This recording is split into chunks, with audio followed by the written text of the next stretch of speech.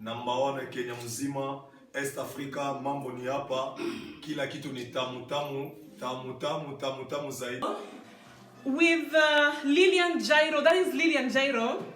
She's a gospel artist, Luo gospel artist, a new friend of mine who sent me a lot of songs.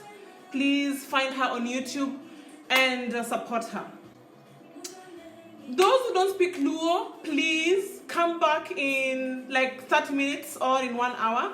I want to speak to Luos today, and I want them to listen to me and to get the message loud and clear, and therefore I have to use my mother tongue for this message. So I excuse myself and ask you to please just step aside a bit if you have to, if you wish to, and then come back on time when I start the radio show. Okay? Good.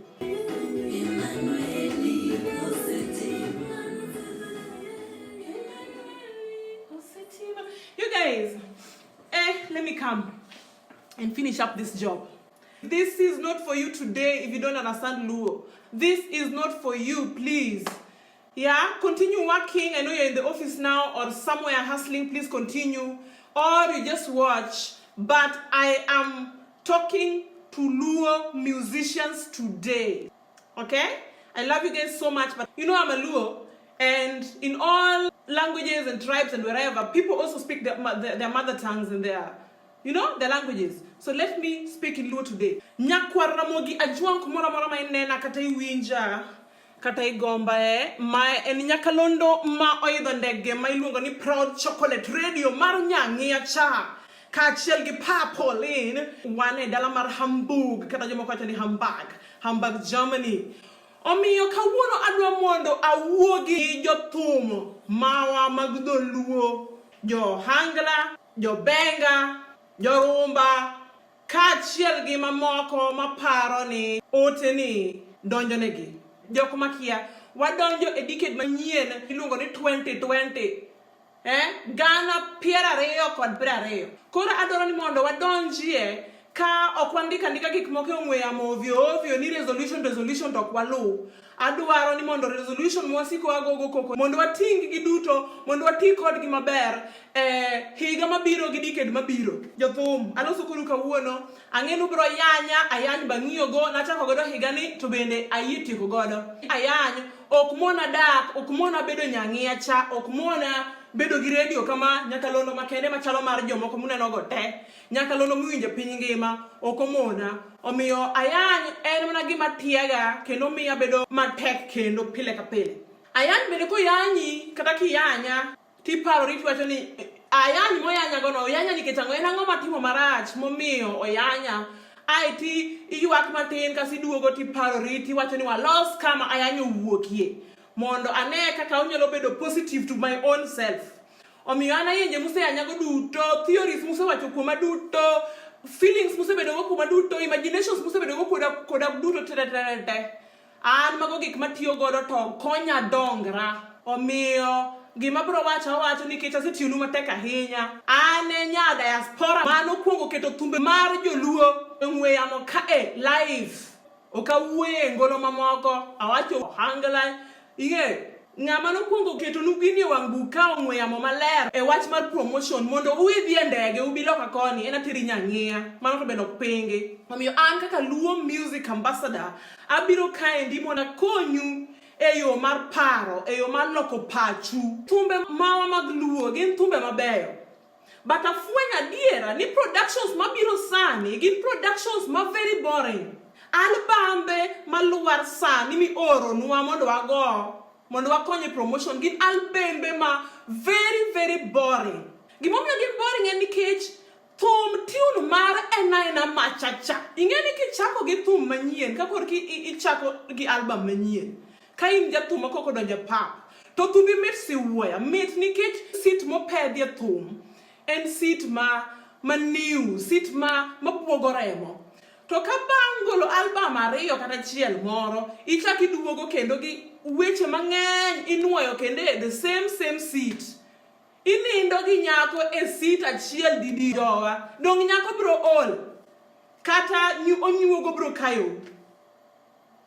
Omiyo albembe masani to kika wuondu albembe mawuok sani gin albembe maboring seriously. Chalona chala ka gima jothum dwaro ni mondo meda weche. Yani chalo ka gima giketo message ne jowadgi, but gima thumbe go biro go manyien adier madwa wach ni koro wawinj thum amiel ya thum to onge. Omiyo producers mawa we wuondo uru jothum rangne gi uru tunes manyien. Wasikose ng'eni ni werga kama to yie modi change koro sauti. Idonga donge ohangla yes, but you have to develop. Gimoro mani dok chien kati donga adhes kama not ok ber. Omiyo akwayo ujo thumbe. Kikidhi igol thum ka ng'ato nikech jomoko golo thum ka ng'atno. Producers ng'eny, kata mana producers ma produce kina Wahu giri, ma produce kina Sauti Sol giri, nyalo konyo ka gineno ka un marketable. Wach mani udire adira kumoro achiel ka kumunyanyasa uwe, unyanyasa u tasu bedo kamano onge gima tumbe ugo tero uwe. Ubro biro loka ka ubro miel ne nyiri diaspora ka endi monge didisco, ubro miel negi ka gitiko to gidok kuma gidokie, ubo idho ne gidok mudokie. Maisha ni ile. Gimunya yudo kuomgi and maybe support adiera jo diaspora to support jo thumbe wa reasons best known to them, but kimako jo diaspora maber to show you are gimo mido mondo konyi tinya konyi nyiewo instruments kaka gikonyoga inya konyi erango gigo koko ni nyalore. But an gima seneno ma jothumbe wa oketo ga wige nya giparo ni loka ka endi kin gi nyako to koro in kori nyalo ga thum kaka Beyonce, in kori lokori aloka Drake, in kori Drake. Mane gima jothumbe wa paro jothumbe mani Kenya ka gido biro loka to giparo mani gin koro gidhi dakuro gin koro ka giyudo nya diaspora moro gichwade Humsen matin kata mana Yulu Banks to koro giyudo kratas mar bedo loka koni mondo gibed Beyonce. Onge jathum kibiro loka kaendi kapo kibiro ga wanyiso diri kibiro loka kaendi audience mari biro bedo mana nyiluo osiepe nyiluo chuo nyiluo to gi jo Africa momakore gi nyiluo ema biro bedo audience ni to kumi biro teri go thum en mana disco. Onge kumoro mbo teri ni korine kata mana cinema moro maduong kata mana stadium moro maduong onge. Kido modi goche kata mana Wembley, kido kata modi goche kata mana One Africa Festival kaka kodhe gocho gacha to nyaka ilok patch nyaka yaw puombi imakie jomoko bende. Weuru wach mar literacy, wach mar ni jathum kata ni anana jathum an obuka from Monday to Monday. Ana go tume disco koni gi koni ana timo Kenya tour adhi Migori adhi Siaya adhi Bondo adhi kure ok bi konyo. Yie moni kawo kangi pesa ni miseloso go moni timango ipuonjrie wuoyo gi Kisungu ki jathum manyinge oseng'e to yie ikawie lessons moko mag speech, mag talking, mag engaging audience, mag timo interview a radio station the TV station moro ma national ok mar vernacular kende, ok Ramogi kende, ok Lolwe kende, ok Mayienga kende. Yie practice ye kati range coach moro mondo puonje kaka iduoko penjo gi Kiswahili maler, kaka iduoko penjo gi Kisungu maler, mondo luongi Kiss FM, mondo luongi kata mana Radio Jambo kata Milele FM. Literacy okene ni an koro ana jathum an koro wero nyiri register dawe an gikuwera da ana konyowa konya akonyo mana yaw bumbu. Inya bedo jathum maber malit, jathum maloso pesa, jathum makama goya thum opong, lakini kikia duoko questions gi English maler to kinyal dhi press conference mondi los gi ji kama jomoko kaka jomoko bende lose. Many manager timany nyaka ng'ami luongo ni Dol Meja. Manager gi Dol Meja bro konyi nikech Dol Meja inya wuotho go kumoro ma midhiye kendo ibro miye nyaka visa kiwacho ni Dol Meja. Nikech communication is key to everything. Koro ka okinyal learn weni puonjri wuoyo gi Kisungu kata magi dhok kaka Jamandu wakoni ni kata Swedish kata Norwegish kata French to imanya Dol Meja. Nitie nyithindo mang'eny manitie sani mosomo to onge tich. So if they go to courses mag bedo professionals mag languages, linguists, timi ogia visa to giwuotho kodi kumidhiye to gikonyi. Nikech onge kaka inyalo luongi a big event ma idwaro ni ji okungo bed 2 days before to loso gi jo press to ng'ato nego wuoye owache kare kata ngo to kinyal dhi kata kinyal wuoye. Emomiyo upoku dong man e circle uma untieno, circle mar jothum mag dholuo. Yet un gi talent madongo thumbe umate unyalo spread your wings mondo you even international producers. Nikech tinde producers oko kae ndik donjo nyaka afro iluongo ni afrobeat sani. Sony Music Companies gini, MGM gini, gimanyo ji Nigeria. Tiwa Savage gini sani ondik gi Universal Music. Nikech ang'o? Gidong giwero kamna ki Nigeria. Giwero ki Nigeria gi pidgin English. But ondik ki koni nikech producers osefwenyo ni ohergi. To bende, ka gidok korka wacho kisungu kama, to giwachi mapiwa ka nyithindo manodak America chon. Giwenge awenga maber chuth. Ok ni giwenge ni gisungore. Giwenge nikech mano public relations, mano marketing. Mano gimiluongo ni image. Manyaka ngama artist nyaka bed godo. Omiyo indiko gi big groups nikech big companies mag labels madongo gi be gin gi workers joma gindiko mowuok from different countries manyalo understand. Omiyo in be jaluo weketa kata wini tira wini anago thume liel ago thume disco ni kumunyalo bire participate maber en kar jo diaspora gi bende akia gimotimo mono kokoni akia gimotimo gi akia Mungu yani nya diaspora dwaro lam jathum gimikonye go be onge kade bedi nyewe ne jathum kata na instrument moro adieri kati advice kati ne manager ne moro maber nikech ntiere jothum moko ma oloko chode gi oko koni oloko gi ang'o manager to koro manager tipejri ni manager in gi manager to ang'o momiyo ok develop gi manager nini inyalo chodo mon kinyalo lakini korka tich tipogo chodo to kod tich inyalo ko jaodi manager ni tinyise mondo titije ikawo jaodi nyise ina aheri nikech in gi exposure ing'e weche loka in gi passport maber manyalo wuotho kumoro amora e dunia mzima inyakonya lakini yie mondo wapog tich gang'owa gi nindruok. Omiyo koro sama koro ine tich ine job to wach nindruok onge kanyo. Omiyo koro audience magi luori nyingi bende beroko. Inge manager, Google the word manager mondo bed gi managers maber. Ok manager madwa mondo omi list mar register mar roll call. Ma thum kar mondo go thum mar 3 minutes. Thum maber, thum madi international, thum migo erete oko kae, dunia mzima. En thum mokal 3 minutes. One thumbe wa magluogi thumbe madi adia 20 minutes. Radio mane magni kao thum ma 20 minutes mago nyaka mwisho. Korki kao from top nyaka 3/4 ikete nyinge mon mami pesa mani no kodi matimo nade.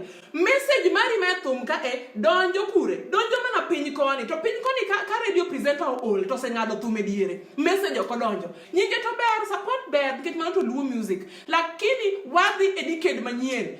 Weuru wach ma register. Tinde wasewinjo nyinge wa osewer. Ateri nyangi osewer thumbe te. Ero kamano uru. Lakini koro ado mondo develop. Get message ma short to the point. Nikech radio kigo e thum to dwaro mondo iket advertisements bende dwaro mondo iwacha message ntiere discussion mabedo discuss ntiere interviews mabedo interviewed gi jomoko onge kaka ng'ato nyalo go thumbi mar 20 minutes kata 15 minutes ok nyalre yani unwaya weche ma thum koro chala tol mar moyo lewni ema duoko uchien ok marach awacho gi chuny maler en mani an to kadonjo ga e tich kama to roho maler maka tata ko wuoyo matek but an gi mamino in short en niane thum maber yeuru albembe mabiro manyien gik ma usoyo weche mang'eny muwacho mag 15 minutes kande unyapogo weche go duto mondo romnu thumbe kata album mzima album achiel oting'o thumbe 6 15 minutes song divided by 3 minutes oting'o how many singles surely poguru weche go matin tin te kamoro wa ng'ato mielo marumo wadwaro ni sami biro loka ukudhi mi mon gore diaspora nikech sasa ma jotumo biro loka kato ni diaspora dwa gore mege wa koro wigi kuot dalo wacho ni nyathina masa sungra malitni ni loka cha to koro to gore ne jathum nikech amo kubede mos ang'eyo ni samoro thum wagombo to tinde kata thum ni e YouTube thum ni everywhere radio ramogi giri tinde ntiere online yote ang'o ma pod diaspora dwaga dhi gore ne jothum I don't know be okay understand emomiyo an kaka luo music ambassador daki yuda e disco na be mielo kianga wanga obiro kata be na hero gi manadi okabe nikech kiny to ng'ato go picha na kama jigore kiny to luo music ambassador nyinge okethore please aga vere tata mos to reta muneno kani radio ni tiyo 24 hours a day 365 days a year since the year 2016 yani poko simga kata chinga chia entie mano kawachga nikech kata wacho mang'eny to jomoko paro ni thumbe gigo emotima nade emomiyo an gi radio radio ni dwa mana mondo promote thumbi for free to mana kamit na nikech abende I represent osiepega gi jowinjo na gi nyiri moseluwa ma aminga mosemako lweta aminga nyiri manong'e wach thum chon ok matinde swekore I thum ka mantino gogom koya kuom jobongo nikech oyudo ka rights tech tinda onge YouTube na koda kasa ne chopo 3000 YouTube nano kigo thum ok ibineno advert kata chiel kata malose losa kama moka go thum ok ibiyude kata advert kata chiel nikech I don't need it.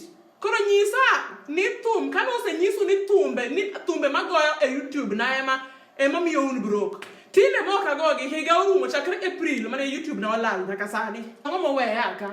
Ang'o monega? To unto usenyiewo Range Rover koro. Usetere nyithindo boarding school. Usetime ang'o gi pes YouTube? Dongun mo produce unu ndiko thumbe. Dongino na weyo. Koro mana weyo ni nyathewa.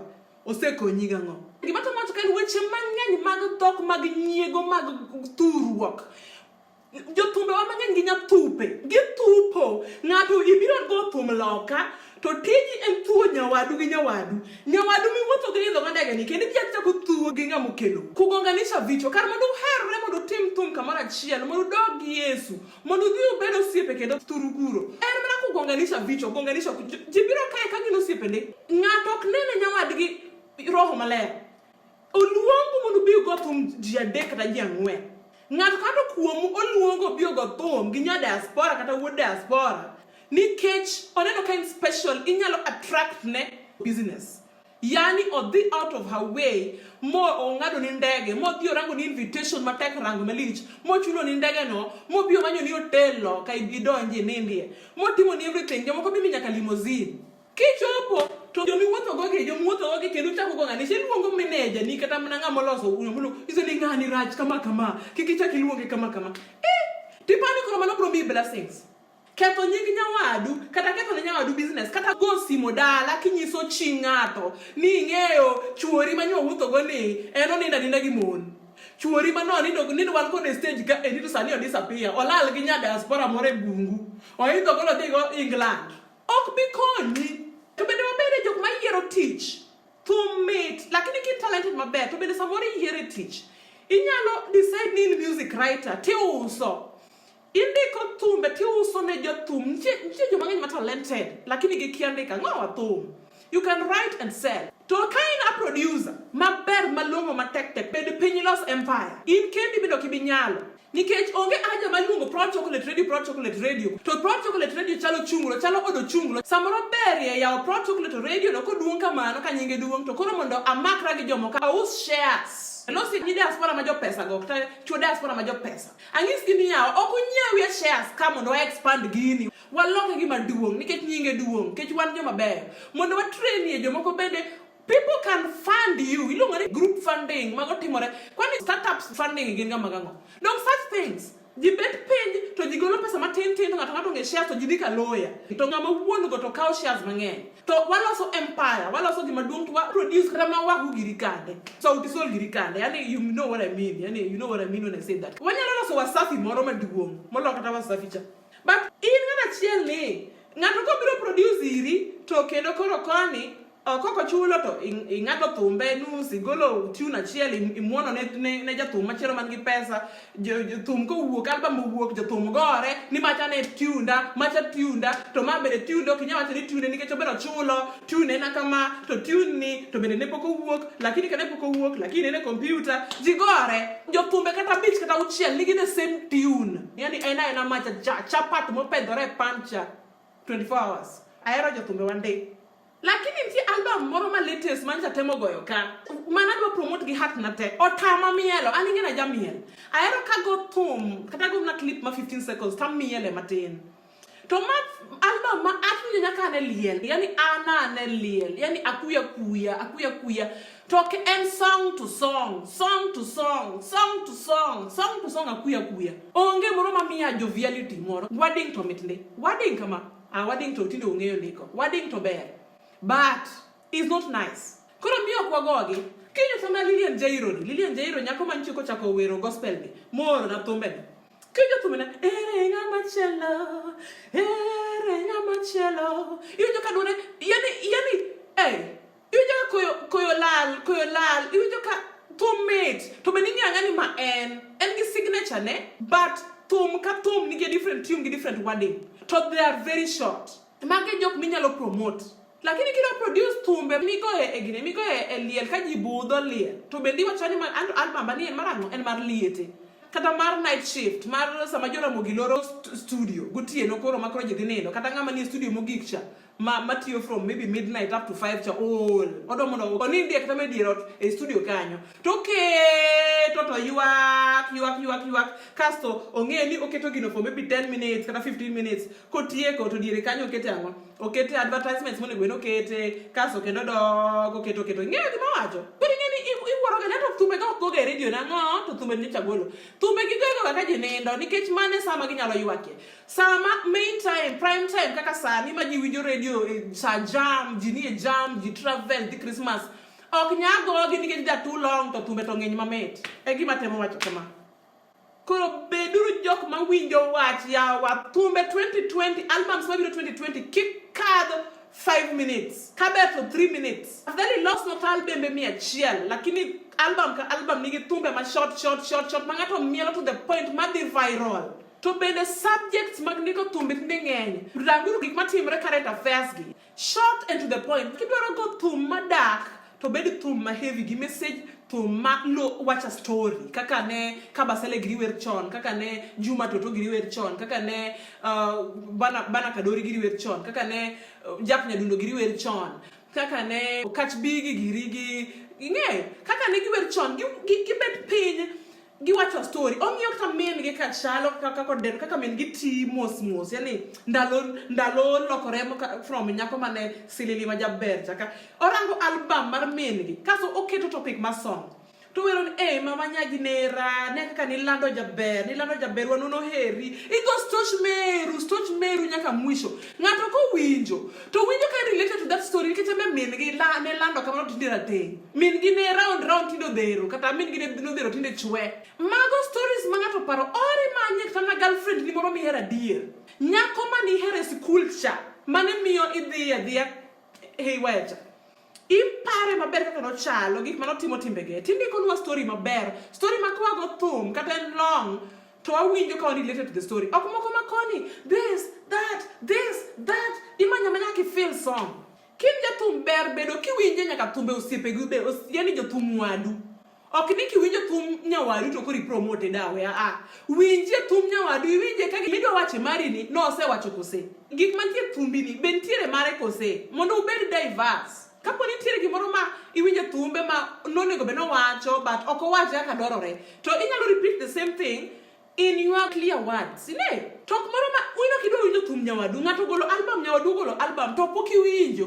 kiny be dhi golo album ousni the same song olokni mana taro matin kaso uchako gore ikia ng'ama nokwongo golo thum ng'ama nondiko thum wakia sama ng'awa kia kata ben manini isedhi studio so long as thumbe gi pok obedo mastered poko kete CD inyalo loko thum inyalo golo somewhat ticket somewhat timore gigi na copy paste kaka watimo writing of speeches ka inyalo copy paste inya cut and paste producers ong'eyo gigi omiyo you can then you go to producers kaka Ted Josiah giri matinde oketo production kando nikech joma gi produce ongeni uketo ji ainago loso ne thum ma hit forever. Another thing ma omako dhoga gi jothum ma adomo na kwerue wach mar golo the same title mar single ma jomoko nosegolo en gima rach adieri. Adwa go for example to kadwa ni mondo jogore dawe mama natiri nyang'ia mogolo example winjo gi chunya achiel tagolo ki an ema mondo tera e court an ema wacho ok ng'ato ko ora dawe ng'ato ko ora dak jamani ka kenda studio na nisa ni ane mnakenda we script mandiko bende aonge go an mna gilweta weya kama giwia mina no kaini kende kugolo thum sami isendiko thum tirango word mane ma repeatre ahinya e thumbi what is the key word in your song mano emiketo title of the song but kapo kikete title of your song or of your album check on your fellows colleagues mari man girangare ka kapok tani ngane chano sendiko kama Koro wago example kaka mashabiki, the word mashabiki. Ng'ama ne golo thum mar Luo man gi title mar mashabiki en Johnny Junior. Okwari yangu dawe, don. Mano gima ng'eyo. Jothumbe duto ma before that ne wero ne osiepe ang'o la pok na winjo wach mashabiki no. Johnny Junior nosegole okete kamano. Kidwaro tiyo gi the word mashabiki kendo. Tindi itiye kita mana gi fans mamaga. Indiko ni fans mamaga. Ore indiko ni joherana. Gima ng'ato pok otiyo godo. Mondo kik kel drama mang'eny. Mondo kik keth ne nyawadu. Mondo kik kel confusion. Mondo ibed unique. Inya tiyo gi the same theme but different wording. Ntiere joherana. Ntiere fans maga. Ntiere nyaduse ga. Ntiere loves ga. Ntiere okochunya kitigi the same word. Bro kelo confusion. Bro kelo headache. Tell the same thing hera. Hera ni ng'ato kosegolo thum mar maybe hera remo. Koro udwalo ke mang'ato golo si hera chumbi, si hera sausage, si hera chak mang'ich, si hera what? It doesn't work. Ok meat. Ena chai. Find another wording. Things to describe wording. Tiere internet taki check Google. Google tiere a dictionary moro milongo ni terasis. Terasis kata hapo. Inyarango another word for hera, another word for love, another tirango, everything means the same, but there are many words to explain the same. Then you use it. Instead of, we are bored of the same thing. Hera, ngato segolo hera bokarao. Kini ki work. Okugole kama jia dek kende ugole hera bokarao your mate. Nikechi is a long one. Hera bokarao. Which is, you know, then ngato gole hera remo. Mate ne. Then ngato gole hera. Mokoma makes sense. Like hera ngo. You know, katamana hera teko. Oromo. Adek goromo. Jotumbe mako mabiru menyemedalo about hera. Wachie ni love opoto or love chumbi or whatever. Jomo kina deko wachie ni mapenzi ni garama. Mapenzi loke uru language. Age. Ugore mage kila ubaguzi kila shida. Album chala. Nyawadu otagore koni ibe koni biri wanugoro kwa winji. Okwa winju, ngamabu winju wenje mudhiga disco bro chulo ndio, bendo dago wang'eyo kendo ber kodundi. Lakini further in your life and you know, spreading your wings higher, making your children one day manigi talent mari no mondo bed even bigger. Ok binyalore, nikech ni seketo gi disco ka chingwa jio di disco, to koro onge kamedhi, onge. Jothum unigi pesa, kiko wenu jothum onge pesa.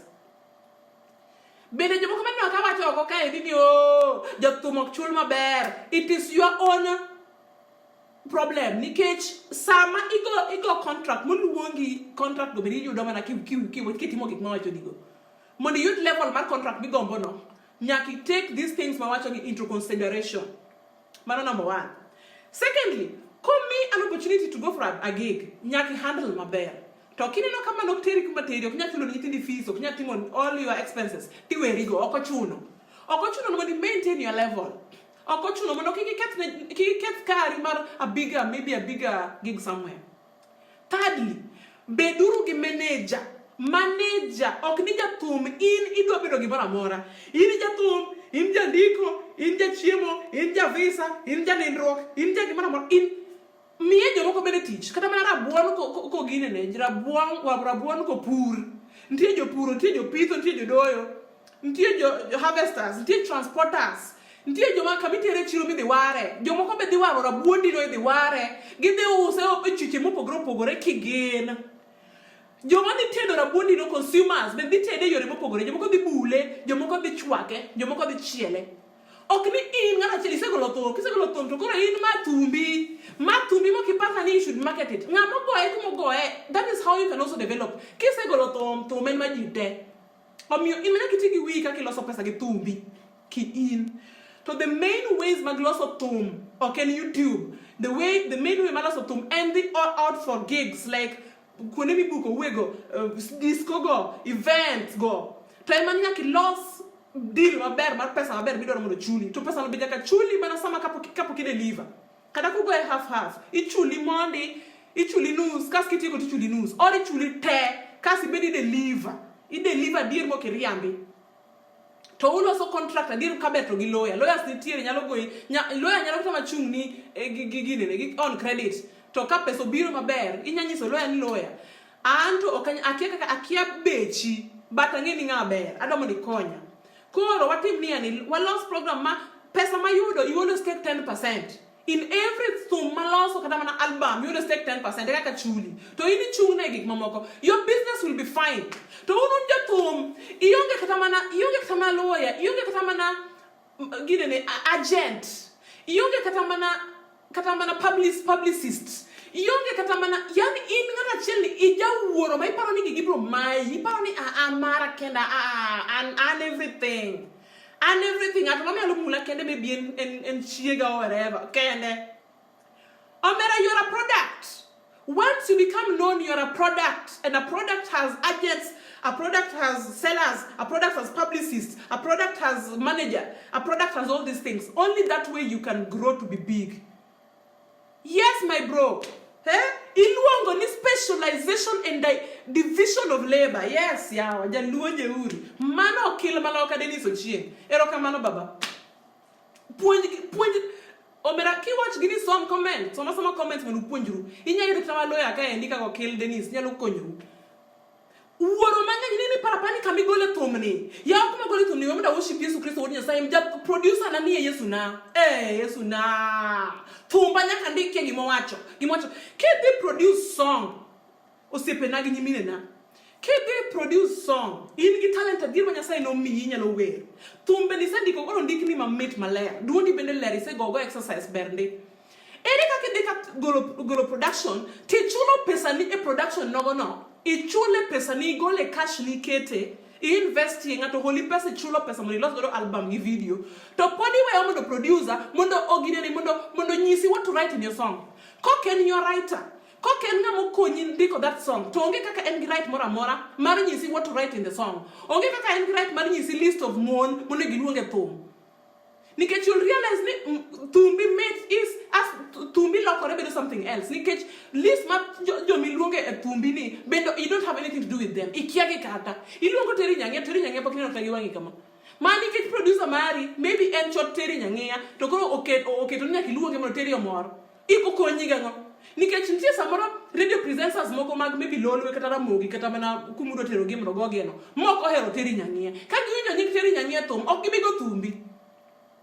Buindo kmeloseno omiyo bedgis ok amami anyisi ni kai digolo thum digi lawyer ni gi producer ni gamin gi manager ni gi agent mari mondo kiki bed ni in helpless mondo ugo deal gi producer ni producer inaso thum ni ka kolose kama what you can do is just corrections gango gimora what an gimandiko ni emitimo in team of mixing gi recording gi telling me what my voice is doing gi putting those sounds to sounds bende kapo gikete thumbi nyaka check ni thumbe o sound yo ken mar ngato poko kwale nikech with time kaka sani YouTube develop everything ma develop gi they are having softwares ma detect stolen tunes to ka your music is stolen kata ni mana mari mengo gi rights nyathewa ikete YouTube idwaro mondo jonge mondo omi go pesa osiepa tipo ka oni weche mag rights tiworo ni thumni en mara original ane ja thumane ja wer ang'o me keno ngato nyisa ni rights nikech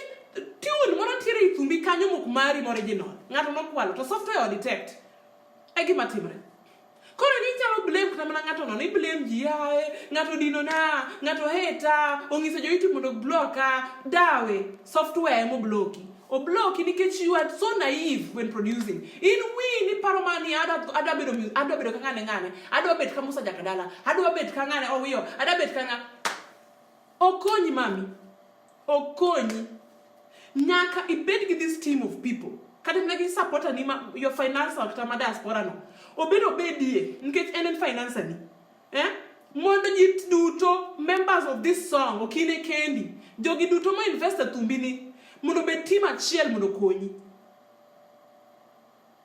jogi duto mo invest kuomi mondo bet team achiel mondo konyi kata kichamo 50% ogin kichamo 50 modong eka kinyalo develop lakini do mne chama 100 kendi kata mana 90 kendi nyomo hoge okidwa ni mondo chiem ni rach ni nikech ni segolo thum ni ja album ni nyingi onge usibi botho gi stress ibro wera to kiny to waibo ni kia oire okwany tiende ginegore oyudo accident tho timore ng'ato monja jok dwar maber ang'ina sa nyathi wa ang'in sa mone ng'eni sadi ng'eni adich gabe kamine nani be omiyo winjuru koro udhi uwacho ko kanyo bla bla bla bla bla an gibra mo winjo kuom en adieri nikech bende kata uwacho uyanyo utigona live atiri nyange podan mana teri cha nyathiwa okanene changes okaneno dawe stress te donjoga 2 times 3 times ayuake baf katieko aduogo hapa iluongo ni Nyasaye luonga mondo atim tijane kinatime mana from my heart for free. Radio is on sani to kalose radio but is on koro ka ido mondo iwinj radio to yie mondo idhi my website www.proudchocolate.com ibro ido player mar radio, you find it there, or you download app milongo ni TuneIn. App no kidhi tirango radio milongo ni Proud Chocolate to minamina ni Proud Black, yani ano kan rating, ano kan chocolate omiyo I'm proud of my black skin omiluonga ni Proud Chocolate, winjo Proud Chocolate Radio, Proud Black Radio, yani Proud Jarating Radio, yani Proud Jaluo Radio. Omiyo koro kikupar ni anachamo pes wore pan gima tumbe konya go be onge. Tumbe moro mana chunya. Nikech an nachako dhi ngoma maluo iluongo ni Tents Mwano Mombasa Road, mielo Musa Juma and band Limpopo. To kamine nani benase nyono wango nyango. Kuinjoga program moro mar pinyo masani wango nyango. Atiri nyangia is the original. An emanandiko proposal mar pinyo masani wango nyango mar Radio Ramogi. Omiyo kikuchaya ma pioneer kenanye pode nyago intro manogo gisela yima nyaka sani amoso uduto nyiko Ramogi jonko bro mamwinja bangbe do gijane ndo bena lucho kelo ko chakra paga chele wanga nyaka sadeke wange sadek nuinjo weche manyien moy pachoka koda pinje maoko mono kelu kanyo ko jane ndo Charles Odhiambo. Omiyo mar ko weche ndo mawa nyango en sela yima kai konyo ko tiri nyangia wabrogo chenro machiela wabro oro ote wabro timo everything.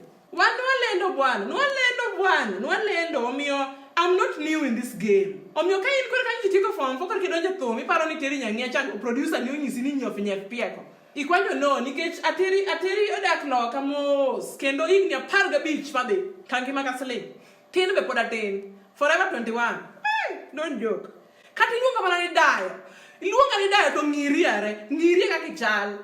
Compare yourself with the Dio. Compare and contrast. I'd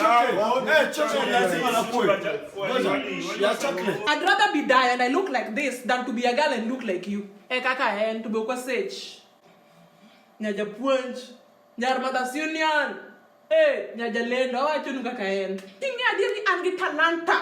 Tinga nyaka wanje diaspora wange promote talanta. Talanta kama. Kase go tumdi chiel kai diri yodidek. Ashwade tiri nyangia ye maten. Many juma konyi. So you keep them within you. Okini kuro nyego mara donje. O sign contract migo signature. Kini chako bedo booked. So you'll go far. Very soon you'll be hearing ni Luo music has reached Hollywood.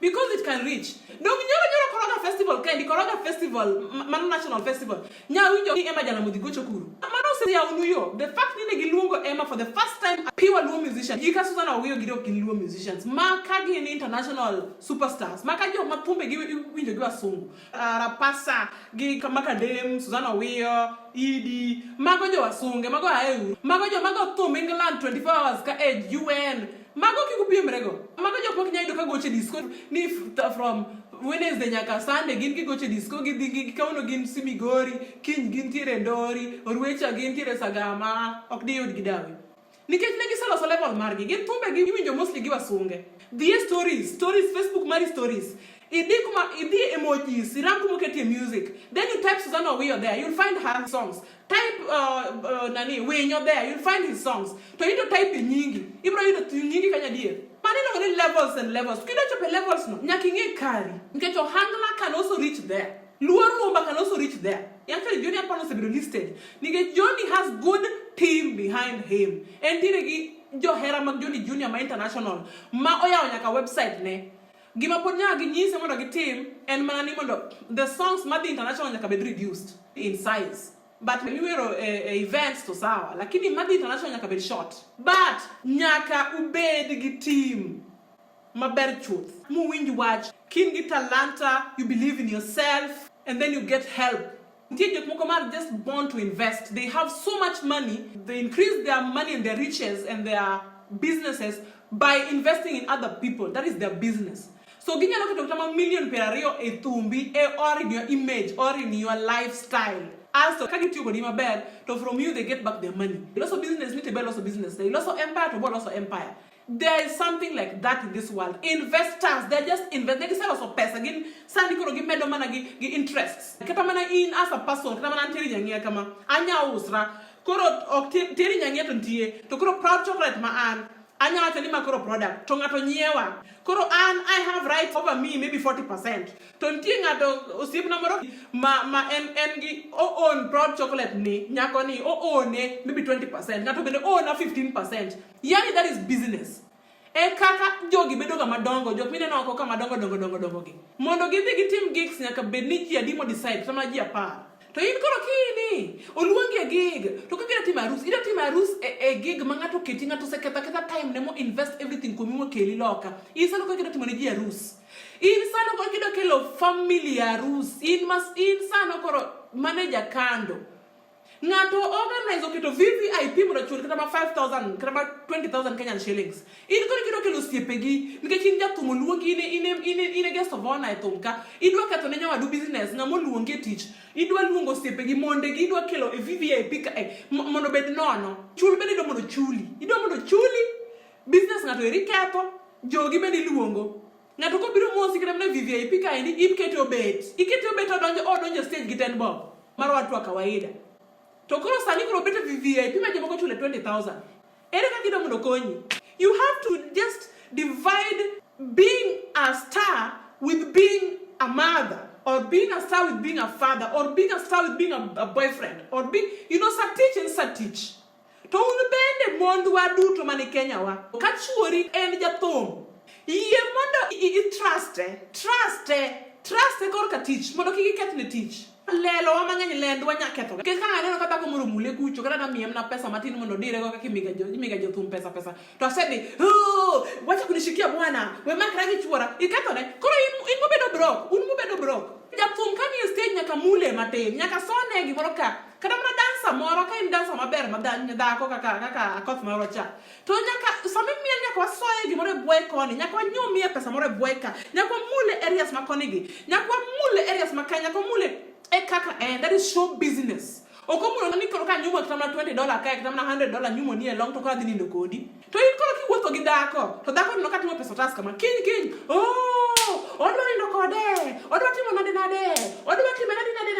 Okay, so ni wuon. To pesa ni tadi konyo uduto.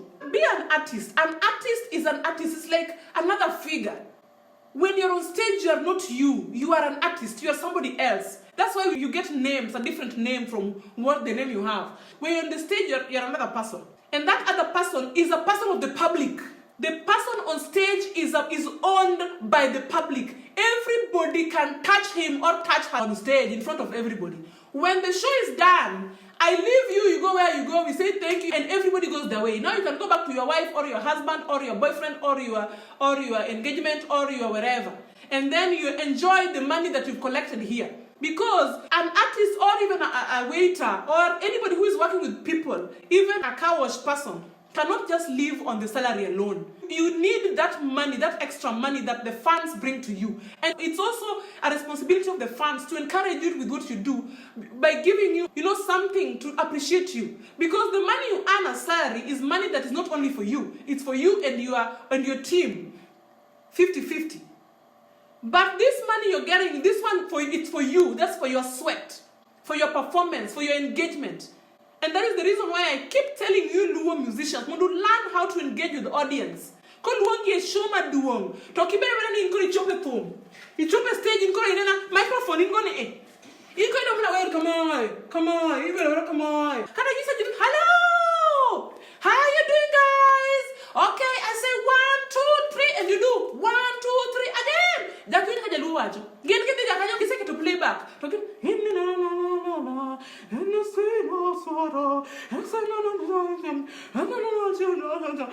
to work on it. To means statement but that can only happen if you can come from your Luo words. Also, you push in some English when you're on the stage. You say, "How you doing? Does everybody understand Luo here? Do you understand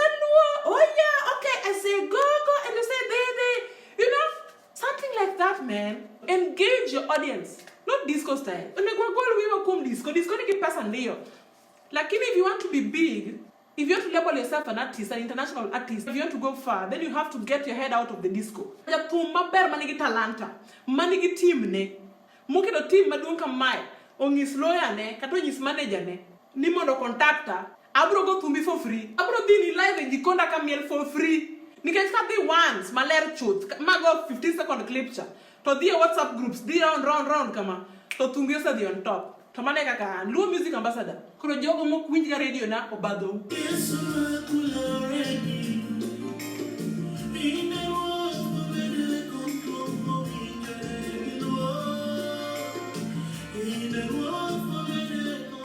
If you're listening to me, this is a Proud Chocolate Terry Chocolat on behalf of the Proud Chocolate team, Pa Pauline and Co. I want to say a very, very big thank you to everybody who listens to Proud Chocolate Radio online. The song that is playing is by Lillian Jairo, a new gospel artist in Kenya, and I hope you enjoy it. Proud Chocolate. Yes, ukende yes, ukende yes, ukende yes.